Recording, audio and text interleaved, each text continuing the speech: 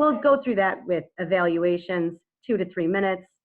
And the speaking portions, as far as I know, are all 5 to 7 today, but we'll let the evaluators correct that if necessary. And now, can Beth show the cards? Green. Okay, so I didn't see it yet. Yeah, let's get Mom to show the examples. Do you have? This is green. There's green. How are you? It says timer Okay. Beth. Okay, put the light on over there, I think, too. Okay. Okay. This is green. Okay. Pretend it's green. It looks green to me. Okay, and this is yellow. Okay, that's good. With these. And this is red. Excellent. We'll see how it goes. I'm back in my mom's living room again this morning, so we'll see what we can muster. Okay. After the timing roll, our gesture master is another volunteer, our newest member, Alexis. Alexis, do you know your role as gesture master? You could explain it to us. I'm not quite sure. I believe I'm evaluating hand gestures and body language. Is this only for the speakers, or? It can be anyone who speaks. It's a bit challenging in this role. At least most of us have our names written on our screen and our faces, so you can decide how much you'd like to report at the end. But it definitely focuses on the speakers if you want to start there. Okay. All right. Awesome, Alexis. Thank you so much. And next we have our quizmaster today is Jill Rarn. Jill, will you share with us the quizmaster role? I know that's new for a lot of other clubs. That's something we borrowed from a club elsewhere too. My job this morning, fellow Toastmasters and guests, is to test your listening skills. I will be asking a series of questions at the end to find out if you have been listening or if you've been ignoring. Thank you, Madam Toastmaster. Not ignoring. Thank you very much, Jill. And our general evaluator is Eric. Eric, are you on there? Or he'll have a chance to jump back in later. I'm here. There he is. There he is. What's your role, if you could share with us that today, Eric, as GE? Yes. Madam Toastmaster, fellow Toastmasters, and esteemed guests, my job as general evaluator this morning is to evaluate the evaluators and to evaluate the Toastmaster of the day, and I will report back when called upon to do so. Thank you, Madam Toastmaster. Thank you very much, Mr. General Evaluator Eric. And I think it's time to move right along. Did I forget anyone here? I think we got everyone. Let's move right along into our table topics portion, which is the off-the-cuff speaking. And Mark, let's really slam this in and try 4 contestants today, if you can. All right, Mark? All right, thank you, Madam Toastmaster, fellow Toastmasters, and our many guests. Good morning. There's already been a lot of discussion about how we run table topics at AM Lockport, so I feel like my job is basically done. I might just sit back and see if somebody else will ask the questions. But as it has been said before, this is the opportunity for now 4 lucky contestants to show us their ability to speak extemporaneously. As it's been also stated, we are running it 1 to 2 minutes with a 15-second buffer, and to win at AM Lockport, you must use the word of the day and make time, little added challenge. So we'll start off our first contestant. We'll start with someone from AM Lockport, shall we? Larry Eggert. Clearly, we are in a very challenging time. Yet, some like to find silver linings, hidden blessings and things. As we're living in this social distancing world where we're quarantined, has anything been a positive for you? Has there been a positive takeaway? Larry Eggert.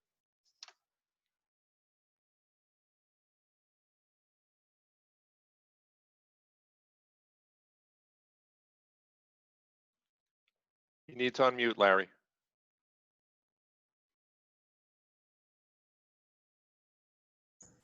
Oh man, I just wasted 15 seconds. We're in limit all times, and it's been an interesting time. Some of the Silver linings. Well, number one is I'm learning technology like never before. Thanks to Larry McKenzie giving me a lesson on Zoom and other things. So that's a positive. Being closer to my wife is another positive. We found that we can live together in close proximity and not kill each other. That's a plus, I think.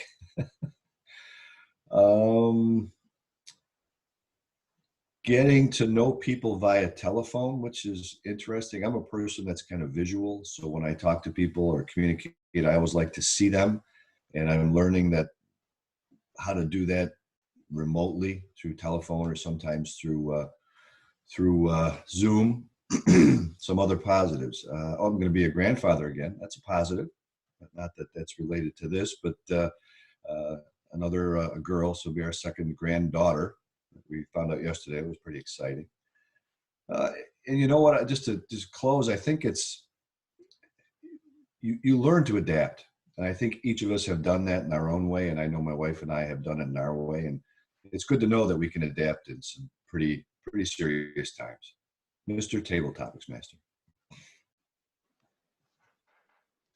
Thank you, Larry. All right, our next contestant this morning, I would like to ask our guest Joel, formerly of Lockport, currently of Baltimore.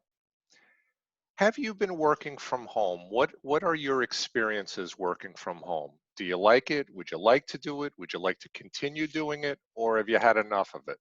Joel. Thank you, Table Topics Master, for that question. I have been working from home, but I've also been going to the office. Fortunately, I live about 2 miles from my office, door to door. So going into the office is not something that has been too much of an inconvenience. I work in data management for schizophrenia research. And I should actually clarify that my commute is normally 2 miles door to door, but two of the 3 entrances have been closed to my office. So I have to go probably 3 miles or 4 miles to get into my office because I have to go through a check where they check my temperature to make sure that I am not ill. It's been an interesting experience. I think that I have a new appreciation for going into the office because it's a little bit tiring to not see my coworkers on a daily basis. On the other hand, I do have to connect to my computer remotely at the office. So there have been a few times where I unexpectedly had to go into the office because I was trying to log out of my computer, but instead shut it down. So in these liminal times, I am certainly developing a new perspective on working from home and from going into the office. And once things get back to normal, I am going to be more excited about going to work every day. Table Topics Master. Thank you, Joel. Let's go back to AM Lockport, shall we? I would like to ask Tracy Farrell. Tracy, this just in, the pandemic is over. You're free and clear. You are unleashed. You can do whatever you want. Take us through that day. What are you doing? Thank you, Mr. Toastmaster. The pandemic is over. You know, where do you begin? Because so many things have happened.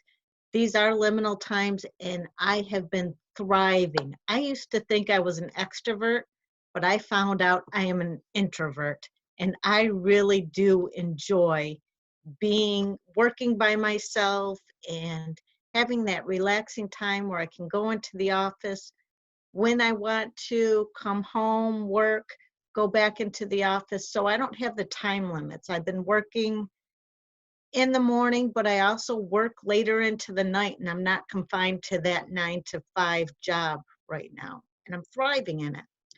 As soon as I start back, it's going to be the rat race again. And I'm going to start working. I have to make sure I'm there at 8:30 in the morning. And that's always a rush for me because I have to do I'm doing laundry and I'm getting the dishes done and everything else before I leave the house. Getting in, rushing in at 8:30. And then I'm also trying to get everything done at work, making sure everything in my office is going on.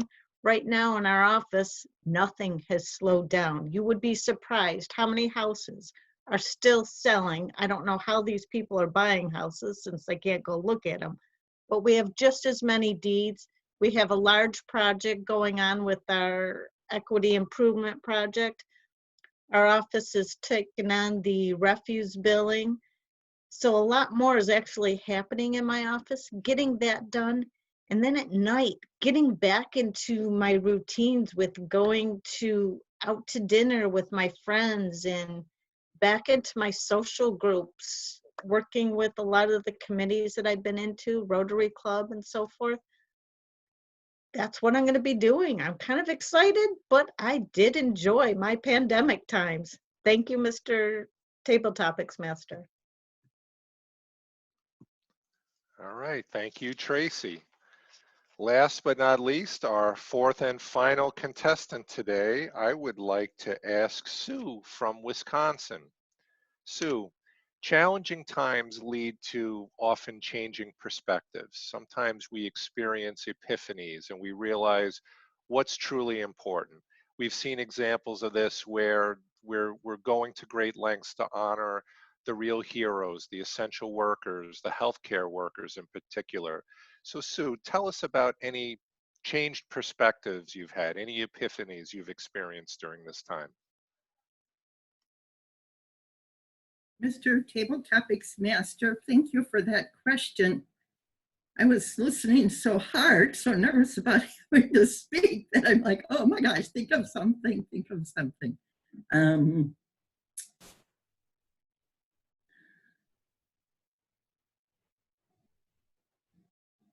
I guess this isn't an epiphany really, but it maybe just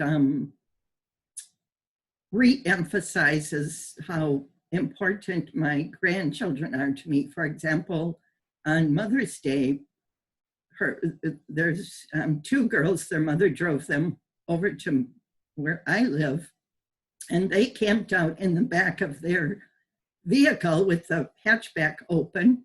And I sat in a chair 6 feet from them, and we spent 2.5 hours with a lovely conversation. So maybe my epiphany is that we can make things happen, find new ways to make things happen, because we're social distancing doesn't mean we can't connect or even see each other. Creativity would be my liminal comment that that we can use during these kinds of hard times. Back to you, Mr. Table Topics Master.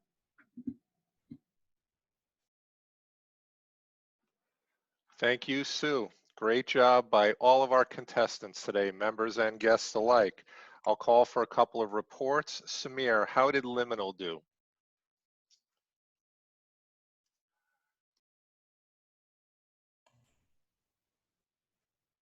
Okay.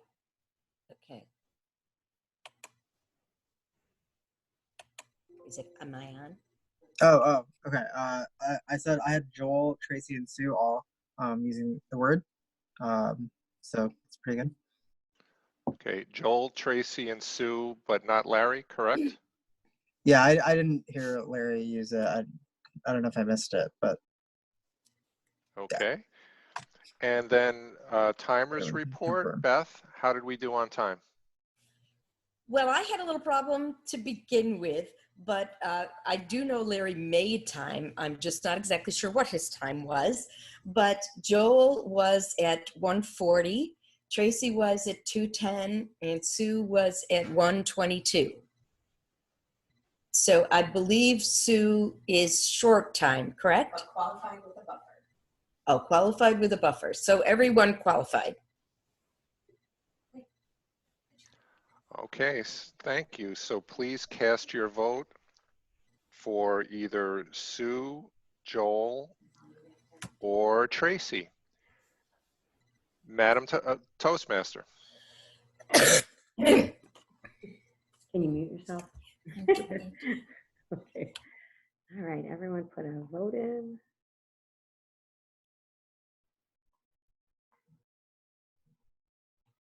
Okay.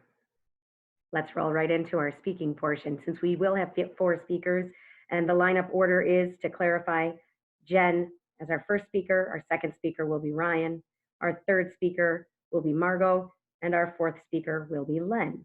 So our first speaker is Jen, and she will be evaluated by Deb. Deb Franco, will you please share with us Jen's goals today? Sure. Jen is actually speaking from level 2 of the visionary communication, an introduction to Toastmasters mentoring. Well, Jen will be clearly defining how Toastmasters envisions mentoring, and she will also share an aspect of her previous experience as a protege. The speech is about a time when the member was a protege, and she'll discuss any aspects of her experience. And what we're not looking for is a report on the content of the mentoring project, but just her experiences. Okay, and the time is 5 to 7 minutes, correct? And I do have all titles today. Thank you, Deb. I do have all of our titles today. And Jen Zapla, Unintentional Mentors, Jennifer Zapla. Good morning, fellow Toastmasters. What is a mentor? A mentor is someone with experience, a trusted advisor that helps us grow. Now, I don't know about you, but throughout my life, I've had many mentors who were unintentional. As a kid, I used to think of my parents as actually negative role models. They were all the things I didn't want to be. I imagined that they were put in my life to be examples of things for me to avoid.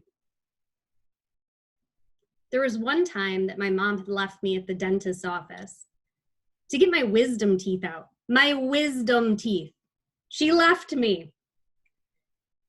After I had finished the procedure, I sat in the waiting room for over an hour waiting for her. And I was so angry and uncomfortable.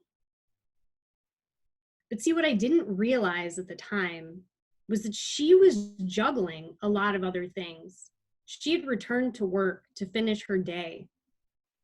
She was trying to pay our bills as a single mom.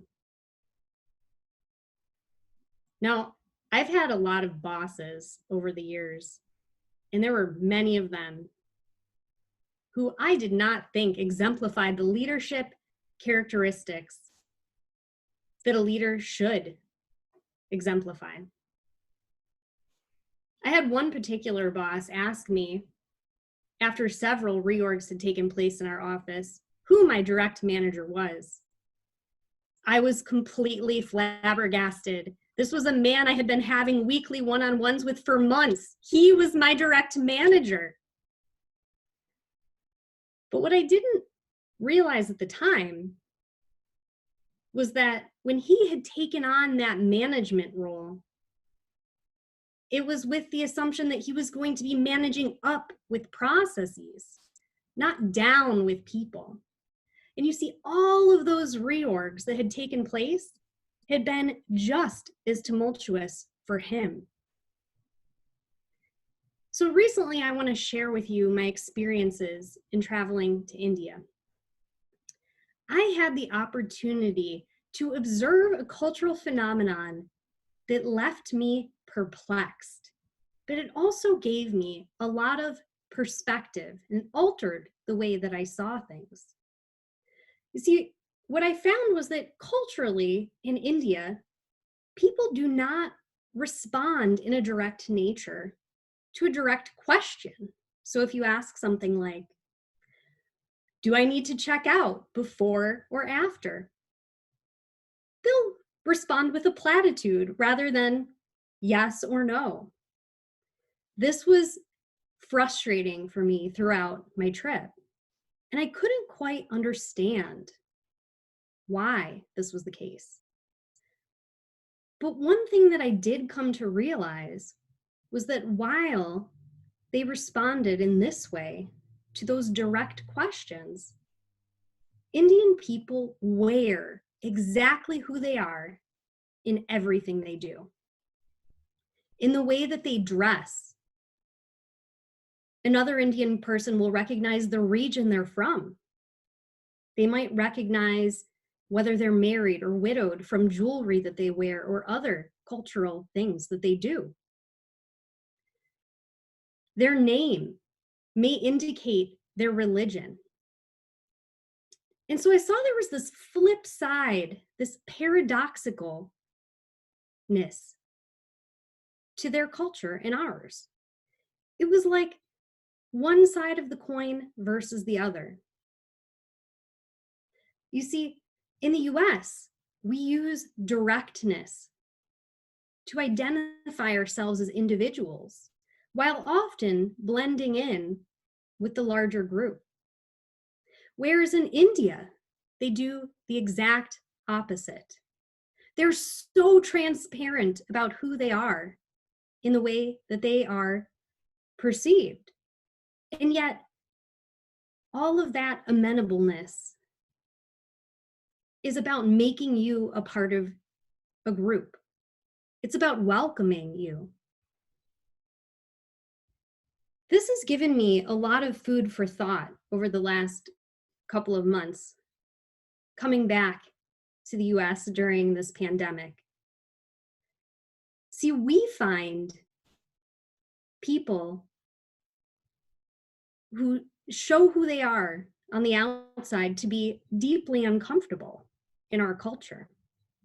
Even when you look back to the 60s, the hippies, people found that uncomfortable. In the US, in the recent months, there have been a lot of changes. There have been political dichotomies that are endlessly frustrating. Now, I'm sure most of you see this happening in our time. Regardless of which side you're on, there are endless frustrations. You may even think the other side isn't fit to tie their own shoes. But you see, there is something more to it. All of those expectations that you have for other people about how they should behave and how they should think is a lack of empathy and perspective. You're only seeing the world through your closed-minded, selfish vantage point. You're not seeing how much more there is. There's nuance. There's not a black and white picture. All of those frustrations, they're your roadblocks. That anger and blame is holding us all back. We can stop. We can listen. We can learn. We don't have to agree with another perspective, but what we have to realize is that while our individual experiences color our views of the world, deep inside, we may all be the same person with just small glimpses of all there is in the world. It is hard to admit that you don't know best. Even when you're an expert at something, you can't possibly know millennia of history that's come before you to contribute to the moments that each of us have in our world. So today I'm going to ask you to take a step back when you're feeling angry and frustrated and ask yourself, what is it that you're failing to see? This resistance is your roadblock. There's a lesson waiting for you in each of your unintentional mentors. Thank you.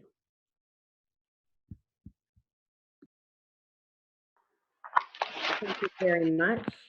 Thank you. Yes. Our second speaker today is Ryan. He'll be evaluated by Dave Licata. Dave. Good morning, Madam Toastmaster. How are you today? Doing well, thanks, Dave. All righty. I got in contact with Ryan, so I do have some background. He's going down that pathway again. He is to use a story to aid his speech. So his goal is going to be to deliver a speech that is really more of a story. It is 5 to 7 minutes, Madam Timer. And we just know that he's going to be well organized because he's Ryan. Thank you very much, Madam Toastmaster. Thank you, Dave. I'd like to introduce Ryan Flory. Every good story starts with Ryan Flory.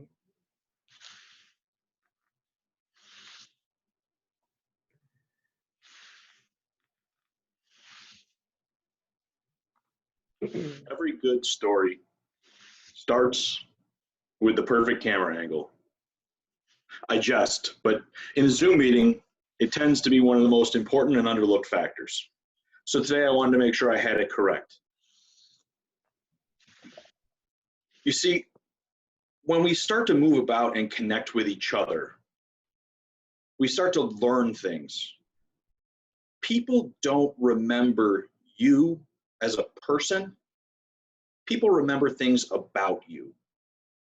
It's always important to make sure that not only are your first impressions positive, but that they remember positive things about you. See, I have two uncles. For the sake of this story, we'll call them Uncle Joe and Uncle Bud. And both Uncle Joe and Uncle Bud were alive and well during the Vietnam era. Uncle Joe was drafted, but due to scoliosis, never was able to join. Uncle Bud, for better or worse, was drafted, but through a little bit of positioning, goodwill, good luck, and probably a handshake or two behind the scenes, was able to get the position of his choice as a fighter pilot. Uncle Bud would fly missions for 23 years for the US Navy before he retired in the early 90s. You see, throughout people's history, they go through many experiences, and Uncle Joe and Uncle Bud are no different. You see, Uncle Joe had the experience of Vietnam of feeling left behind and left out, and Uncle Bud felt involved. But now, as we sit in the 2020s, as we start to reflect back on our lives before us, the curious piece about Uncle Joe and Uncle Bud are the number of stories that Uncle Joe has about Vietnam and the silence that emanates from Uncle Bud. See, Uncle Joe, despite never having been to Vietnam, had seen friends and family leave and not come back.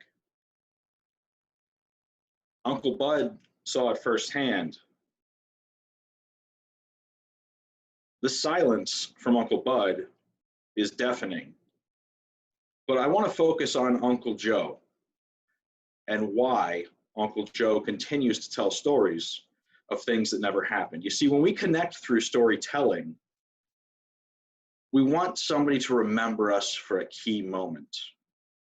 And during Vietnam, when you're somebody that never made it there, there's a panging guilt, at least in the case of Uncle Joe, of what could have been different, of I should have been there.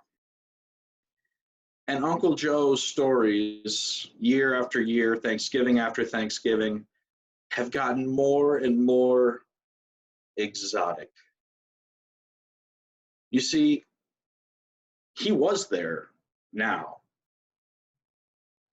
And he knows people that were there. And so he takes their stories, implants himself within them, and shares them around the table. I'd like to bring on my second point about storytelling and connecting with storytelling at this point, and that's your audience. Everybody can picture themselves at again, Thanksgiving, Christmas, Easter, or another family holiday that you gather on, you notice that there's one person that always captivates the kids. They're sitting around them in the rocking chair, and all the kids are staring wide-eyed at all the stories. And then there's the other person that's sitting in the living room, sitting back on the couch, relaxing with a cigar, and they're being asked by the adults for a story. And therein lies the difference between Uncle Joe and Uncle Bud. You see, Uncle Joe, all the kids flocked to Uncle Joe. Everybody wanted to hear the last time he was there and what happened and all of his wise fish tales. The kids loved the creativity behind it. But as Uncle Bud sat in the living room, the adults went after the truth, the wisdom, and the lessons learned of those that have experienced. And that brings me to my final point. When we're connecting and we're networking and we're telling stories, embellishment and fish tales have no point. The liminal part of your story should be truthful, honest, and perhaps humorous, because you want people to remember that story. But there's one thing that's for sure when it comes to networking. Lies are much harder to remember than truth. So as you go about and you connect with people, be grateful for the stories that you do have and the experiences that you've been through. Make sure that you're not Uncle Joe. Make sure that you take the wisdom of your experiences. Make sure that you take the challenges that you've been through and surpassed, and utilize those to tell your own story. Because although I've reread the same book once or twice, it was because it was really good.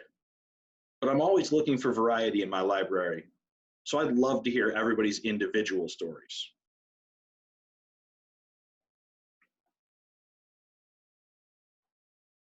Thank you very much, Ryan. Okay. Marty just returned to this meeting. He is our third evaluator. Is Marty, can you hear us? Are you ready to jump in, or we could rotate here? Let's see. Marty. Marty, can you hear us? Marty? I just unmuted you. And he muted himself again. Yeah. Keep talking, Marty. No, he's muted again. So that's something we need to exercise, because that's one of the biggest challenge of Zoom meeting. It's sometimes one of us mutes and then the other unmutes right away. Exactly, and it goes on 3-4 times. That's the unfortunate thing. You know, once is okay. Okay, Marty, can you hear us? Yes, can you hear me? Yes, we can now. Okay, Are thank you ready to evaluate for Margot and introduce her? Margot or Len? It will be Margot. Margot? Yes. Okay, fantastic. You ready? Yes, you want me to? Yeah, roll right into it. Okay. Thank you, Madam Toastmaster. Thank you for your patience this morning with me. This morning, Margot is presenting from Pathways, Dynamic Leadership, Leading in Your Volunteer Organization. And this morning, Margot is going to share some aspect of her experience in an organization, a leader in a volunteer organization. And a couple of the things it lists, it says she had developed a succession plan to aid the transition of her role, her leadership role. And she had received feedback on her skills from members of an organization. The presentation, I believe, is a 5 to 7 minute. Correct. Okay, and I have the title if you need it. I have the title too. Thank you so much, Marty. I will Thank you. introduce Margot Bittner. Here we bloom again. Margot Bittner. Good morning, everyone. Good morning. As most of you know, I'm a little active in the Niagara Wine Trail. Now, the liminal days of the Niagara Wine Trail were in 1999 when Niagara Landing opened. After Niagara Landing, we had Warm Lakes, and in 2002, they officially declared it the Niagara Wine Trail through legislation. In 2004, 3 wineries joined the wine trail, and they learned how to put up with me. It got to be holiday time. We were doing a wine trail event, which they had been doing for the last 2 years. And I said, why don't we punch it up? And the way I punched it up was I created a wine glass. And this wine glass has the names of all the wineries who were members at the time. I have to get it in front of the camera. And while they did that, we upped our attendance from 50 to 150 people. It was great. As time went on, we realized we had to let the world know that we were here. So we did a brochure with a funky map and a wonderful cover. As we worked through, they decided we needed somebody to sort of plan all these things, so they put me in charge of what they called the Events and Branding Committee, or Events and Brochure Committee at the time. So as more wineries joined the wine trail, we added more wineries' names to the wine glasses. We even had to get a bigger wine glass at the time too. It was kind of funky. As we grew, we went from 2 events, one for holidays and one for Valentine's Day, to an event every month. It got to the point where our brochure actually had all these events listed. We did one for Mardi Gras, we did Valentine's Day, we did Lucky Charms for St. Patrick's Day, and on it went. And as we grew, we added an event a month, we were adding more wineries, and we soon were up to about 10 wineries, which is when we added the bane of our existence, Halloween, the murder mystery. Now, when you get a group of about 10 people, some people get along and some people don't. But I'm chugging along, doing my thing. I'm the train going down the track, getting everybody on board. Let's get everybody in our wineries. And there were some groups that didn't like events. And some less than kind things happened. So I decided maybe I should take a break from this and let somebody else did it. And so I did. I stood back for about a year. And after about 8-9 months, they asked me to take it back. I took it back. The wine trail kept growing. We added more events. And then we added some other things in. We said, how else can we market our wine trail to reach out to the entire world? And we came up with a magazine. And we actually had a magazine that we did twice. Every winery had a page. There were articles about similar wineries or tasting room doors. And we tried to be a little more creative with it. And yet we're still reaching out to everybody else. Now the wine trail is now up to 21 people. So we decided, there's a so for you, Mr. Master. We'd split the events and the branding into 2 different committees. And what happened when we did that was we couldn't manage our budget well. Because when you advertise, well, is it branding or is it advertising? And the 2 chairs tried to work it out, but that was 2 meetings a month. So we decided to join them back together. Now they've been putting up with me again, trying to get everything going. We're having weekly Zoom meetings. We're changing things over. And every year when it comes up, I offer this committee to somebody else. Everything's done. We have Kate to run the wine trail. The events are all laid out. Everything's ready. Somebody else should be able to take it. And about 2-3 years ago, I took a breath and I said, why don't we just slow down? Why don't we have fewer meetings? Let's see what happens. Well, when we had fewer meetings, that was not a good change because we weren't communicating well. And because the members of the wine trail weren't communicating well, the events faltered. We didn't have the communication. One event came and it was supposed to be a wine and food pairing event, and 75% of the wineries all had dessert. Well, that's great, but we were supposed to be doing a meal. So somebody needed an appetizer, but by having a meeting, we could discuss and change it. So everybody picked a different meal. We actually did a survey, and if you were too late, you got assigned a course in the meal. So here I am after being open almost 16 years and running this committee, probably 13 of those 16 years. And I'm saying, who else can we get involved? And it's become more and more of a challenge. Now we've tried things on the wine trail where we just rotate the committee heads and you have to take it one year.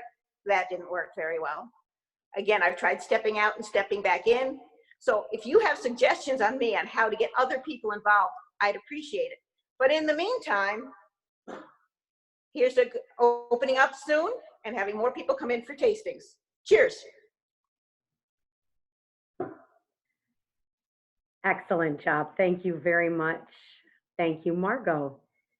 And our fourth speaker today will be Len. Our fourth and final speaker will be evaluated by Tom Moran. Tom Moran, unmute yourself and please share with us your Yes. Thank you, Madam Toastmaster.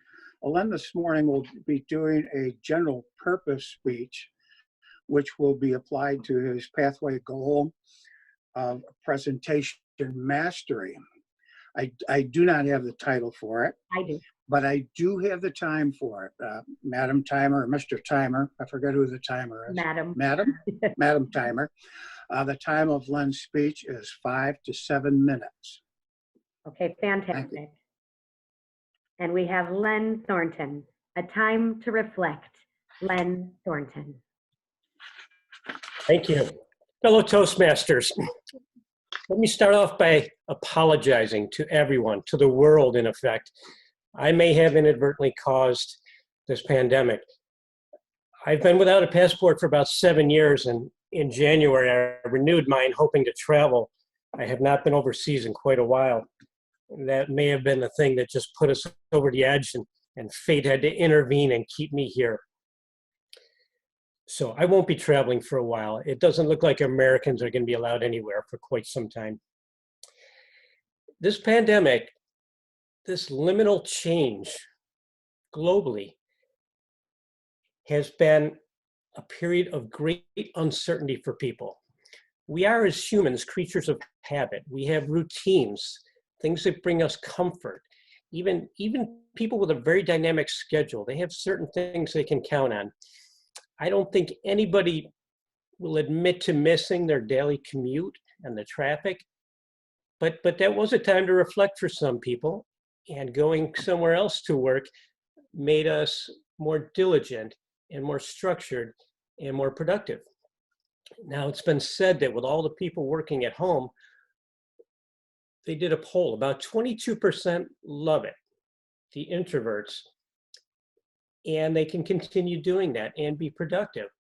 There's about 57% that say, no way, send me back to the office. I need to be around people, the water cooler, the whole scene there.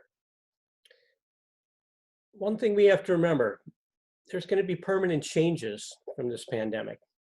Just as 9/11 made it so that we have to take our shoes off through security or security theater, and you can no longer see a friend off at the gate. Remember that, when you could actually follow somebody right to the gate and wave goodbye as their plane was taking off? Those days are over. And there will be significant similar repercussions in the post-COVID-19 world. So I thought to myself, there are opportunities here. And this isn't a lemonade out of lemon speech, but it's been a time with the change in everybody's schedule to step back and reflect and think, what was really important? Was that commute all that important? I for one, kind of like getting 1.5 weeks per gallon. Fantastic mileage on my vehicle. But I used to work from home anyway, about 3 days a week. So now maybe it's 4.5 days a week. It's a little bit different, but not traumatic for me. But I have had more time. We all say we're going to use it productively. We're not going to just Netflix all the time. And I haven't. I've been conscious of not doing that. I signed up for a virtual run. Of course, we can't run because somehow that can spread the disease. So they have virtual runs now. And I didn't sign up for a 5K. I signed up for a 500K. Now, relax, everyone. That's over 4 months, okay? It's the equivalent of running from Niagara Square to Albany. Some people are doing the 1,000K, where they're actually running the equivalent of Buffalo to New York City. So it amounts to about 22 miles a week, but I've actually been gearing up for it and running 4 or 5 days a week in it, and it feels good to start my day that way. And I have a very supportive group up in Newfane who like me, like to run just about every day. So this pandemic has brought a lot of financial challenges. Some people, it hasn't changed their financial situation at all. The essential workers may be a little bit busier and feel threatened by the possible contagion. And anybody that's going through New York State unemployment, you have my sympathy there. I've heard some terrible stories. But there are positives here, and we need to look at those. We run at a frantic pace all the time. And how many times in our past, if we look at our past lifestyle, have we found ourselves not being in the moment, just going from one thing to the next and always thinking about the next thing on our checklist that needs to be done, the next project we're behind on, or making a to-do list, or going here, going there, the time spent traveling, the time not spent doing important things with friends, with family, actually working on ourselves, improving ourselves. I've done a little work on an online course, nowhere near as much as I should have, but I'm trying to find a new balance here. Because as I said, these changes, a lot of them will be permanent. I invite everyone to reflect on things in your life which seemed really important in the past, but maybe weren't so important now that you've been without them for a couple months. Evaluate your new lifestyle and pick and choose what you bring back in it when the clouds are lifted, society opens up, and we go into the new social distancing future. Incidentally, I've always been a little bit of a germaphobe. I never liked touching door handles, so that's not a problem for me. I always roll my sleeve up and grab it that way. It's paying off. I would also caution everyone, this pandemic is not a one-off thing. It wasn't a question of if it was going to happen, it's a question of when it was going to happen. But other problems have not gone away. We face a troubled world, and I really feel for the next generation. We have the threats of still nuclear proliferation, massive earthquakes. There's a huge fault off of the Washington and Oregon coast that could send a multiple 100-mile-per-hour wave tsunami into the coast. We have, oh yeah, global warming. Yeah, that hasn't gone away. It's actually been a little bit better since the pandemic, but we've got a lot of work to do there. Biological weapons. I don't believe the false narrative being pushed that this was brought upon us intentionally, but there are people working on biological weapons. And deepfake facilitated disinformation campaigns. You're going to see ads over the next 6 months that will literally be putting words in people's mouths, and they will look convincing to many. And many people won't take the time to discern whether it's real or fake. The worldwide political and economic disruptions from this pandemic will be lasting, and they will be severe. It could change a lot of governments. So to close off, I implore everybody, turn off the 24/7 cable news cycle, step back, look at your life today, look at your life in the past, take time to reflect. Madam Toastmaster. Thank you very much, Len. May I please? Okay. There's a 30-second buffer for all speakers. My mom, Beth, will give a timer's report now. Unfortunately, if there's only a 30 Can they hear you? 30-second leeway, two of our speakers were disqualified. Jen went 7 minutes 56 seconds, and Len went 7 minutes 39 seconds. Okay. So Ryan and Margot both were within the qualifying times. Ryan was 6:30, Margot was 5:27. Could everyone hear that? So Ryan and Margot qualified. So Larry will set up our polling for that. But unfortunately, Jen and Len went over today. Let's roll, you'll choose between Ryan and Margot. And We'll roll right into our evaluating portion and begin with Deb. Deb, will you please give us your evaluation of Jen's speech? Yes, thank you, Kate. Jen, as usual, we love hearing you speak. You're always interesting, and you bring a lot of different thoughts to Toastmaster of your subjects. And I loved hearing about the differences between India and here and some of the things that they do. And it was tough to kind of get your protege. You talked a little bit about your mom, and you talked a little bit about India and what you're learning through life, but not really focusing on a actual mentoring experience as being a protege. And I think that's what I was looking for a little bit. There were a lot of pauses. Usually you don't pause as much. So it was tough. The pauses were a little bit interrupted the flow of the speech. However, during the speech, it was kind of fun knowing the differences of how the Indian culture is. I love hearing about different cultures.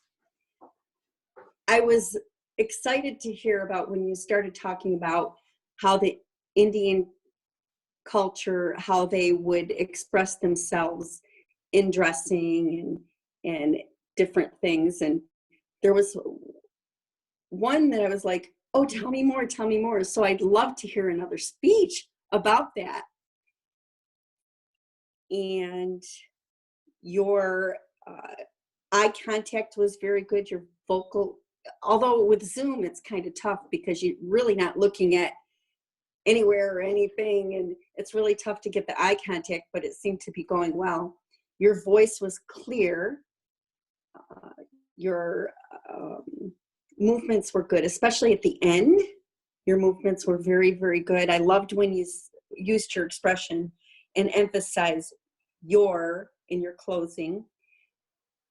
And I just look forward to your next speech. Always, your speeches are good, and it's just a pleasure to see you. Thank you.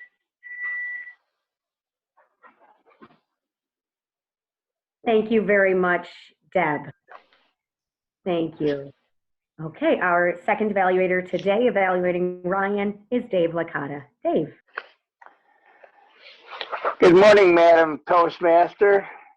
Good morning, fellow Toastmasters, and welcome to our guests from all over. This is exciting when we got visitors from far off places.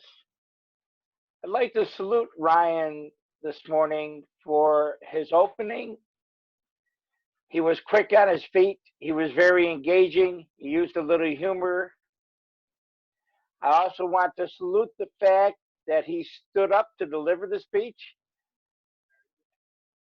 And the way he structured the speech invited us right in. He caught us, he captured us, he slowed the train down, and we got on board. Now, some of the things we can improve on, and these really aren't directed so much as at Ryan as the whole group, because once again, it's a question of distracting backgrounds. And I found his background a little bit too distracting, but that the fault is within me. For the sake of conversation, the people who have attended the last 5 meetings here noticed that I've got my blue curtains behind me, and that just worked out so swell that I have these patio doors with blue curtains. So I set up right there. Now, when he was done speaking, I think he should sign out with and this goes for the group as well because of Zoom. I think you should sign out with a big thank you, stand there for a moment, wait for the screen to change, and then hit your mute button. Because I found it a little bit distracting when immediately he was done and leaning right into the camera. But these are a traditional situation. If we were back at Tom's Diner, none of this would have applied. So every week that I have evaluator, every time I evaluate Zoom, it turns into a critique of television etiquette, but that's okay because we're going to be Zooming for a while, I'm afraid. I want to salute Ryan about family. If you're going to do storytelling, man, the family, what a resource. He nailed that, and that was a good way to bring us in. Family stories are just as good as stories from being in the Army or being in school. Anytime you're in a, what I call a foxhole situation, that's where the stories come from. Now, Ryan, it is very important that I invite you to the next Licata family gathering because I want you to repeat what you said this morning and tell my relatives that storytelling is very important.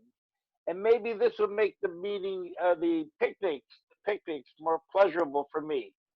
Thank you very much, Madam Toastmaster. Thank you, Dave.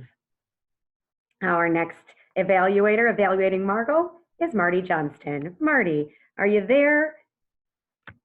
We put you on unmute, and I know he was coming and going. Marty, there he is. Perfect. Marty, it's all yours. Good morning. Good morning, Kate. Good morning. Morning. And good morning, Margot. Thank you for the opportunity to evaluate you this morning. What a timely speech. What a timely speech is. I look out the window from where I am right now. Things are definitely in bloom, and it was definitely perfect timing for your speech regarding the wine trail. Things are greening up here in Niagara County. Here we bloom again, the title. Margot, you shared your experience in a leadership role as a leader in the Niagara Wine Trail. I enjoyed the opening. You had a good pace, and I know that you had mentioned to me that was one of your speech goals is to work on your speech rate. But I felt that your pace was fine throughout the speech. And at one point, I honestly lost connection, but I feel that towards the middle and end of your speech, you had wrapped things up, and I think I have a pretty good understanding, so I can evaluate you from that point. I know that you mentioned a succession plan. You talked about getting other members involved and different things that you tried to get more people involved. What I would have just liked to have heard or possibly reiterate is I know you mentioned that AM Lockport members can send you information or suggestions. Possibly at the end, just reiterate that and mention, contact me by email with any suggestions to try to get as far as getting other members involved in the wine trail. That would be my main suggestion from what I did here. And I liked at the end how you had a toast, and I don't know if you had anything in the glass or not, but I thought it was very appropriate to have the toast. Possibly, if we were to give the speech again, take a sip of what you had or pretend you're taking a sip. Overall, Margot, I enjoyed your speech, and I feel you reached your speech goal. Thank you, Madam Toastmaster. Thank you very much, Marty. Our fourth and final evaluator today evaluating Len is Tom Moran. Tom.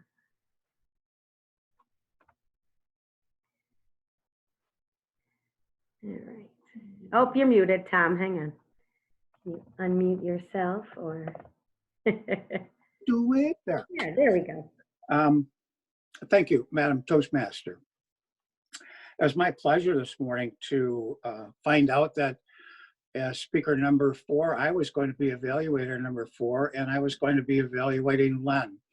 I've seen Len speak many times, and one thing that I have taken away from the speeches, the various speeches that Len gives, is the authentic nature of his speeches. Len does not come across as flip or whatever. Len has shown, and he showed it in this speech today, that in reflections he has taken a serious look. He's found himself in a position, which many of us have found ourselves, where we're not as comfortable or as routine as things always are for us. And he's taken this time to reflect on that and to prepare a speech and give it to us as to what he has found and what he's found that is important to him and how he is approaching this and the things that he is working on. I find this as maybe one of the earlier speakers talked about as a silver lining in all of this. We have had an opportunity to look at ourselves in a different perspective and reflect back on the things that are important to us and important as we go forward from this. Now, Len used a lot of different speech techniques. And one of the things that I like about Len is he uses a nice combination of words and word visuals when he speaks. And they, for someone who is listening to a speech, it makes me stop sometimes in the middle of the speech and think about actually what he has said. He talked about people who are the 22% who are introverted. And as he was talking about that, he talked about how things have changed after 9/11, how we have to take off our shoes and that sort of thing. And he snuck in a little ditty there called security theater is what he mentioned, which gives you a little insight into Len's thinking process and what he thinks of that specific thing. He talked about saving 1.5 weeks of 1.5 weeks per gallon. Now that was an interesting flip on mileage. So he's equated that to like a time period versus the number of gallons he has to put into his car. And he also, when he transitioned then and he talked about when the clouds are lifted. And he mentioned, and I think it's something that we don't think about at this particular point, but it's something we should, is that when the clouds are lifted, the troubles are not going to go away. They're still going to be there. There's still things that we need to do. And he ended with the title that he started out with, A Time to Reflect. Thank you, Madam Toastmaster. Thank you very much, Tom. Are we ready for a timer's report? No.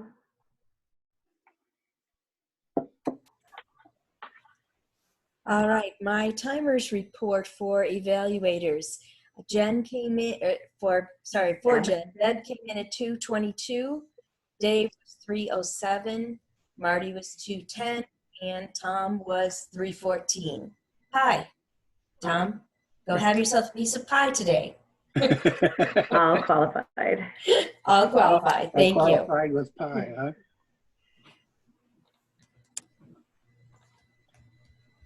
Okay, thank you very much, Mom, our timer. Let's roll right into reports since it is towards the end of the meeting. I did, for guests, typically do 3 table topic participants and 3 speakers. However, Oops, sorry. Can you turn yours off, please? Yes. Sorry. Okay. Here's yours off. Okay. So let's roll right into reports because of timing. Our master today is Mike Licata. Mike. Thank you, Madam Toastmaster. Fellow Toastmasters and guests, we had many strong speakers this morning, but I did catch a few things.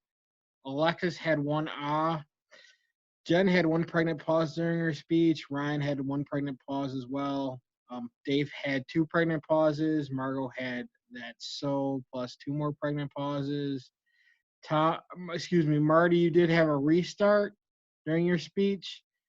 And the last thing I want to caution today is we are using "and" a little bit more. It's kind of creeping into our lexicon again during these pandemic times. So I just encourage our members and our guests to take a pause and make sure that, there you go, I'm guilty of it as well. Take a pause while you speak to collect your thoughts and prepare for what you're going to say. And that is my report this morning. Thank you. Thank you, Mike. Our grammarian is Cecilia. Go ahead and unmute yourself, Cecilia, and give us your report. Is she getting it?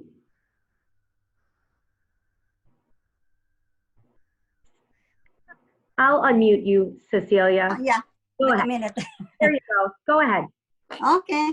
Good morning again. Good morning to our guests. I have some good news this morning. We are Toastmasters, so we pretty much know our grammar. And I learned a lot of interesting phrases this morning. I'll start with Mark, experience an epiphany, and silver lining. That phrase seems to be used a lot. That's one of my favorite phrases, silver lining. And Tracy, I think she said a lot more. I'm not sure about it. I'm not going to be nitpicking. And Jane, oh, Jane is, what can I say about Jane? I learned a lot. Flabbergasted, cultural phenomenon, respond with platitudes, paradoxicalness, may paradoxical, and amenableness, political dichotomous, and Ryan, this is something new for me, panging feeling. It starts with G, panging feeling. That means, instant or, so that's something, panging feeling, so that's something new to me. Lies are more harder than the truth. So that's from Ryan again. It was really, it was really, really good. Maybe I'll have a suggestion. Maybe it was exceptionally good. Len too, when the clouds are lifted, troubles are not going to go away, and time to reflect. Dave, it was tough to kind of get a protege. I'm not sure about this. Or very, very good. And Dave, quick on his feet. And Tom, again, she said silver lining. And who said security theater? I think from Lane. So that's about it for today. So I learned a lot. Thank you very much, Cecilia. Nice job. Our gesture master today is our newest member, Alexis. What did you notice today, Alexis? Okay. Okay, so I noticed, I wanted to say to Larry, congratulations, but the whole time you were speaking, your hand stayed right here by your face, and it was a little bit distracting. Tracy had a great use of hand gestures when speaking about being busy. And I wanted to say, I found the opposite about myself. I always thought that I was an introvert, and after this happened, I realized how much that I need that social interaction, and I want to be around people, and I want to talk to others. So I learned a lot about myself as well. Jen Zappa had very good use of hand gestures. Lots of hand gestures, like that, crossing your hands over for emphasis and of the negative, and moving your hands in one direction, showing past tense. Ryan, you had a very good solid stance, solid hand gestures, especially in the beginning of your speech. Whatever you're selling, I'm buying it. Margot, loved your standing position. You leaned in for emphasis. You had, I like the use of your props. It really kept my attention. I'm a visual person, so that was great in your speech. And Len, I loved your message. I loved how comfortable you were. It's obvious that you have a lot of experience speaking on camera, because you had, even though you were sitting, you still had a lot of physical flow. You were just comfortable. It was perfect. Thank you. Thank you so much, Alexis. I would like to say it's 8:27 now. typically we end at 8:30. If anyone does have to leave at 8:30, of course you may come and go as you wish. We will go over just a few minutes tonight, this morning, to wrap up with our final reports, etc. Our quiz master today is Jill Roaring. Jill. All right, everybody. I have some interesting questions here. Joel, at the beginning, spoke of his commute. He had a 2-mile commute before. What is it now? 3 or 4. 3.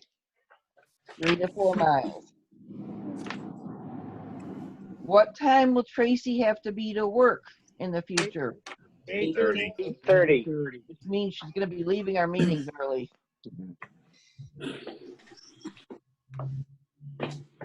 Where did Jen travel most recently? India. Yeah. Yeah. Yes, she is quite the world traveler. From Ryan, what is harder to remember than the truth? A lie. Lie. Oh, there's Paula. Listening good. And how many wineries are on the trail now? 21. Wow, everybody's done good today. I was going to ask about last 1.5 weeks per gallon, but that already get asked. Now for the bonus question. How many Baltimore Orioles were outside my window here? 5.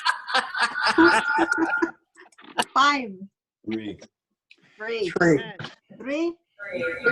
I don't have any. Oh, sorry. It's me. No, it's not me. I think it's you. Okay. Can you hear me only? Please? Excellent. And our general evaluator today is Eric. Eric, do you have a brief general evaluation? And then we'll wrap up with Wordmaster. Of course I do. Ma'am Toastmaster, fellow Toastmasters, guess what a fantastic meeting we had this morning as me doing multitasking between my job and this. But I would like to start with the Toastmaster, Kate. Kate, awesome job as always. You had the meeting down to a T. You handled the meeting so well, and I always give you a lot of props for that. So great job this morning, as always. To our evaluators this morning, Deb, you gave a great evaluation with Jen's speech. Smooth, but very well detailed. And I just have a bit of a suggestion for Jen, especially for Jen. Can we have a diary or a photo album of your amazing, cool adventures? I know I've seen one, but can you make a very bigger one? Because we would like to see that, honestly. Dave, is Dave on here? Yeah, Dave's on, okay. Dave, you gave pretty much well detailed with Ryan's speech this morning, and you had some good pointers for him. And Dave, let me know when your next family gathering is. I want to hear your family do some storytelling. Maybe I can give you more of a family advice, but all in all, that was good. Marty, good morning, Marty. I can see you now. Marty, very good detail with Margot's speech. I know we had some technical issues, but you know, we are in the new phase of technology and we know how to, you know, take care of it quickly. And I like how you're getting more members to help out with the wine trail, which that's always a fun part of getting out and having fun, is volunteering at the wine trail. And I like how you said how she raised a glass. And I think that we should all toast to one another and we'll get through this pandemic together. And last but not least, the great Tom Moran. Tom, nice background, first of all, of San Francisco. I know it looks like a bit cloudy, but good scenery in the background. I don't know if Cecilia got this in her grammarian report, but I had here authentic nature. That was a good word I liked. That was a good word. And like I said, the things have changed since all this been going on. And he did have a good combination of words. And Len, can you send me the link of how you're doing this whole marathon from Buffalo to Albany? Because it's something I think that's something I would like to do as a fellow runner brother here. I would like to try to take into that opportunity to do a big marathon or marathon, or whatever you want to call it. So all in all, great meeting by everyone today. And I'll hand back to our Toastmaster, Kate. Okay, thank you very much, Eric. Nice job. And you reminded me we didn't even do a toast. He said he'd like to raise a toast. So since I know we're wrapping up right now, I'd like everyone to share a toast if you can. I'll try to remember that next time at the beginning. Our final report today is our word master, and then we'll hand it back to our president. Word master Samir.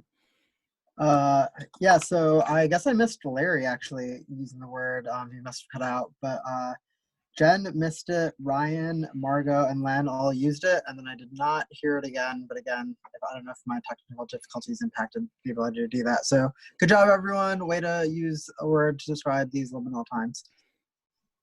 Great Thanks. word for the theme of our lives right now. Thank you so much for that. I will hand over this meeting to Larry to close, to wrap up with our guests and our rewards, our honored guests. Thank you all for coming. I know some had to leave, but we appreciate you joining us anytime, whether it's our spring open house or anytime. Mr. President, Larry McKenzie. Thank you very much, Kate. Great meeting this morning. You ran a very efficient meeting, and we want to thank you for that. And thank you for everyone who stepped up to take a role this morning. One of the things that I would like to do for our guests, we have a brand new member, Alexis, who has jumped right in and taken on some roles for the last few weeks in the virtual world. And today was the very first time that she did a report as a gesture master. And I thought you did an excellent job. And from all of us, a little kudos. Great job, Alexis. Keep up the good work. Also, I would like to thank all of our guests. But before I do that, what I want to do is every week we award ribbons to our winners. And we had a winner for our table topics. So drum roll, please. Here we go. The winner of our table topics was our guest, Joel. Joel, you are our table topics winner today. Congratulations, and thank you for joining us this morning, Joel. Also, our best evaluator this morning, all the way from Massachusetts, Mr. Tom Moran. Congratulations, Tom. Great job evaluating. And our speaker this morning, our top ribbon winner, here we go. It was Ryan was our top speaker today. Congratulations, Ryan. Yes. I also want to, congratulations to all of our ribbon winners. I also want to send out a very heartfelt thank you to Beth, first time being a timer this morning. I know that with using the virtual world, sometimes it can be challenging. I did also try to jump in and follow your lead by turning my backgrounds to different colors with you. So thank you, Beth, also for a great job. This morning, we had a couple of guests that are still with us, and I would like to ask them if they had anything they would like to say to the group before we do close our meeting. Joel, thank you for joining us this morning. How did you enjoy the meeting? It was great to attend. Thank you so much for posting the invitation. I'm so excited that I had the opportunity to visit home.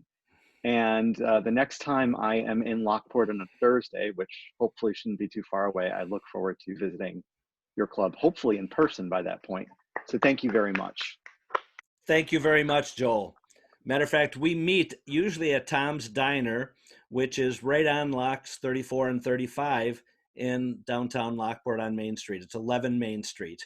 Also with us this morning, we have Paula Bass returning. Paula, thank you for joining us again this morning. How did you enjoy our meeting? It's always a joy to come and be part of this group. Virginia looks like it's going to open at the end of the week. If I don't get a haircut pretty soon, I'm going to have to put a bag over my head. Never mind a mask. So hopefully Virginia will start to look better. Paula, thank you very much. It's always a pleasure to have you with our meetings in the mornings. We also have with us returning is David Jones. David from the Carolinas. David, thank you for joining us this morning. Are you still with us, David? I think he left us. All right. David had joined us again, and he's from the Carolinas. Wonderful to have him with us. I want to thank everyone for participating today. We do have a social hour tonight at 7 p.m. Kate will be our host for that, our weekly social hour at 7.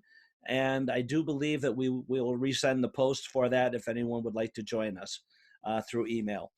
Are there any announcements before we close the meeting this morning? So Larry, is Charles Dickens' first time on Zoom with us? I'm not sure.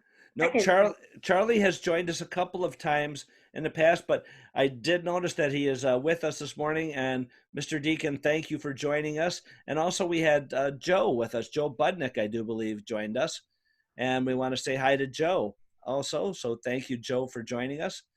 The other thing that I wanted to make, oh, there he is. Hi, Joe. Thanks for joining in with our virtual meeting this morning. You're welcome. Good to see everyone. I signed in late because my computer was having issues this morning, but hopefully everything will be back to normal soon. So everyone, please have a good day and stay safe. Thank you, Joe. And also, Charlie, would you like to say anything to the group this morning? And I'll unmute you. There you go, Charlie. All right, Charlie, you're all set. I don't, my own, I have to use my wife's computer, so my own, I don't have a camera or anything, so you don't see me, you just see a name usually, so. Well, it is great to see you, Charlie. We actually can see you very nicely, and we thank you for joining us, and it's great to always see you at our meetings. So, Larry. Yes, David. Did the lady from Wisconsin leave? She had to leave. She had a board meeting this morning, and she jumped on at the very beginning. I had a trivia question. I had a trivia question just for her. Well, I will actually give you the information in regards to her meeting. You can jump on her meeting in Wisconsin and give them all the same question. Oh. You're very welcome. Because I love this question. Yes. Okay. Are there any other announcements before we close our meeting this morning? I do, Larry. I do, Eric. Or is it Eric? Yes, Eric. It's me. District 65 speech contest is this weekend. Right now, I don't have the information yet. I will get in contact with PM. I believe it's Saturday at 1 p.m. Yes, I gotta get the Zoom link from her. When I do, I will send an email out to everybody and post it on Facebook. Thank you very much for that, Eric. Also, we have to put together, and I know Kate is our immediate past president, will be helping to put together a slate of officers for our next Toastmaster year, which will begin June 30th. And if anyone is interested in stepping up to take part in the leadership role of AM Lockport, we will have a nice transition from our executive team this year and work with whoever would like to join us with that. So if you are interested in stepping up to take one of the positions, please reach out to Kate, and I'm sure that her and the nominating committee will be putting together a nice slate of officers for us. So without further ado, I'm going to close the meeting for this morning. Thank everyone for joining us. We are going to stay on for a few minutes for Post Toasties if you'd like to stay with us. But if you have to leave, we want to thank you for being part of our meeting. Have a great week. God bless you all.